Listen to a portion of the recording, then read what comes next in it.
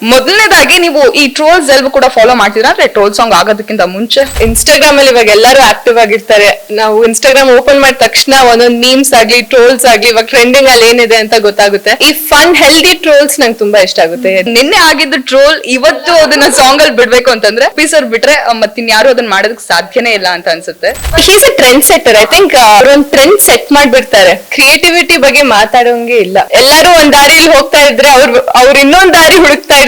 Troll ನ ಪಕ್ಕಕ್ಕಿಟ್ಟು ಆ video ನೋಡಿದ್ರೆ ಆ ಸಾಂಗ್ ನೋಡಿದ್ರೆ it has a deeper meaning to it. ನೀವ್ ಹೇಗ್ ಒಪ್ಕೊಂಡ್ರಿ ಅಂತ? ಯಾಕಂತಂದ್ರೆ ತುಂಬಾ ದೊಡ್ಡ ದೊಡ್ಡ ಟ್ರೋಲ್ಸ್ ಎಲ್ಲ ಇದ್ರಲ್ಲಿದೆ. Upendra sir direction first of all ನಂಗೆ ಆ ಎಕ್ಸೈಟ್ಮೆಂಟ್ ಬೇರೆ ರೀತಿಯಲ್ಲಿತ್ತು. I am just an artist there. ಅದೆಲ್ಲ creation master mind Upendra sir and ಅವ್ರ ಟೀಮ್ಗೆ.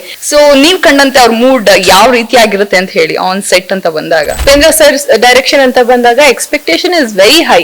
ಸೊ ಉಪೇ ಸರ್ ಅಂದ್ರೆ you should be ready for change. Warner ನಿಜವಾಗ್ಲೂ ಎಲ್ರಿಗೂ ವಾರ್ನರ್ ಆಗಿ ನಿಂತಿದೆ. ಶಾಪಿಂಗ್ ಎಲ್ಲಾದ್ರೂ ಮಾಡ್ತಾ ಏನಾದ್ರು ನೋಡಿದ್ರೆ ಇದು ಉಪ್ಪಿ ಸ್ಟೈಲ್ ತರ ಇಲ್ಲ, ಉಪ್ಪಿ ಸ್ಟೈಲ್ ತರ ಇಲ್ಲ, ಅವ್ರದ್ದು ಒಂದು ಟ್ರೆಂಡ್ ಕ್ರಿಯೇಟ್ ಆಗ್ಬಿಟ್ಟಿದೆ. ಏಕಲವ್ಯ ಇನ್ನೊಂದ್ ಕಡೆ ಉಪ್ಪಿ ಸರ್ ಅಂತ. ಸೊ ನೀವು ಇವ್ರಿಬ್ರಲ್ಲೂ ಕಂಡಂತ ಕಾಮನ್ ಫ್ಯಾಕ್ಟರ್ ಏನ್ difference? Prem sir is a lot more loud. Prem sir silent ಆದ್ರೆ ಏನೋ ಆಗಿದೆ ಅಂತ ನಮ್ಗೆಲ್ಲ ಭಯ ಸ್ಟಾರ್ಟ್ ಆಗ್ಬಿಡುತ್ತೆ. ಅವ್ರು ಬೈಯೋದೇ ಚಂದ. ಅವ್ರು ಬೈದ್ರೆ ನಮ್ಗೆಲ್ಲರಿಗೂ ಓಕೆ ಚೆನ್ನಾಗ್ ಮಾಡಿದ್ವಿ, ಖುಷಿ ಆಗುತ್ತೆ ನಮ್ಗೆ. Upendra sir is very calm and he's very creative. Action ಅಂತಾರೆ, ಕಟ್ ಅಂತಾರೆ, okay take, okay we are all happy.